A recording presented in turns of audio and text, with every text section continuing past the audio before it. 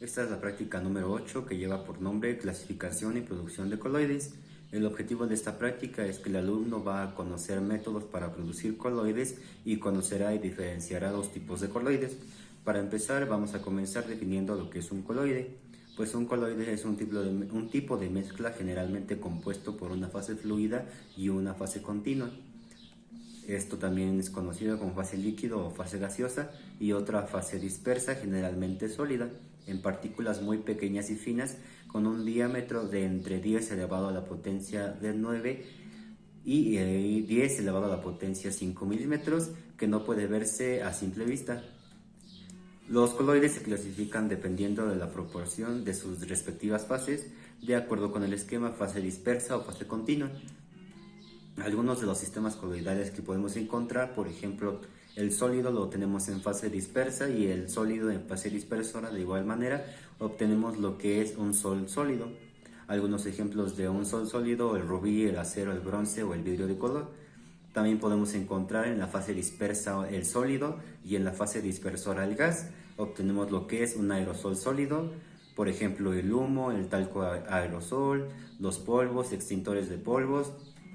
También podemos encontrar el líquido en fase dispersa y el líquido en fase dispersora. Obtenemos lo que es una emulsión, por ejemplo, la leche, el yogur, los saborizados, los saborizantes, las pinturas. Y también podemos encontrar lo que es en gas en fase dispersa y el sólido en fase dispersora, y obtenemos lo que es una espuma sólida, por ejemplo, el foamy, la piedra, el unicel, y entre otros. Algunas de las características de los coloides es que los coloides son sistemas no homogéneos en los que existe una diferencia importante entre el tamaño de las fases. Los coloides no son filtrables, eso quiere decir que no pueden separar sus fases mecánicamente. Poseen viscosidad, es decir, resistencia interna al movimiento, dependiendo de qué tanta fuerza de atracción hay entre sus fases. Son excelentes absorbentes, ya que poseen fuerzas de Van der Waals y enlaces atómicos libres, capaces de captar otras sustancias y retenerlas.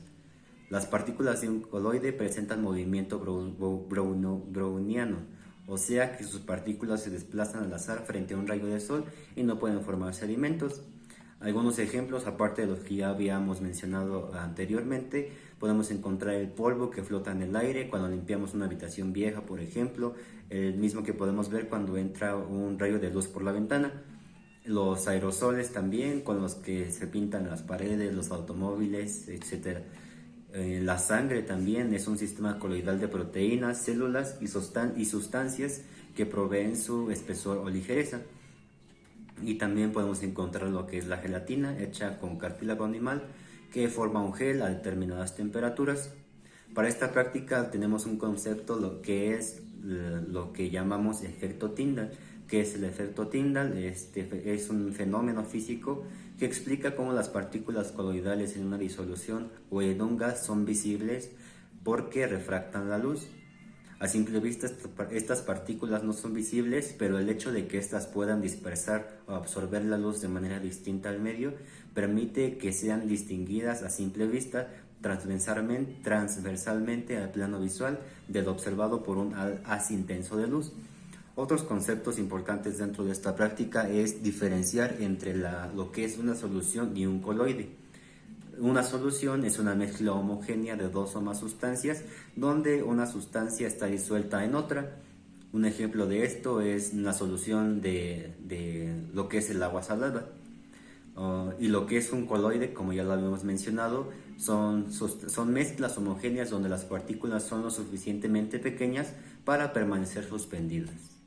Para poder comprobar un poco mejor lo que es el efecto Tyndall, tenemos aquí tres muestras: lo que es humo, lo que es gelatina ya elaborada, y también tenemos gelatina en polvo, y también tenemos agua.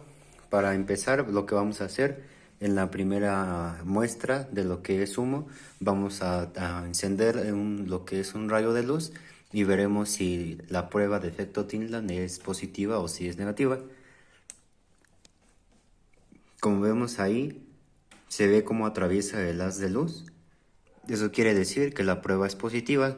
¿Qué quiere decir? Que las partículas que están dispersas, suspendidas en el aire, están absorbiendo lo que es los rayos de luz, la luz que desprende el láser.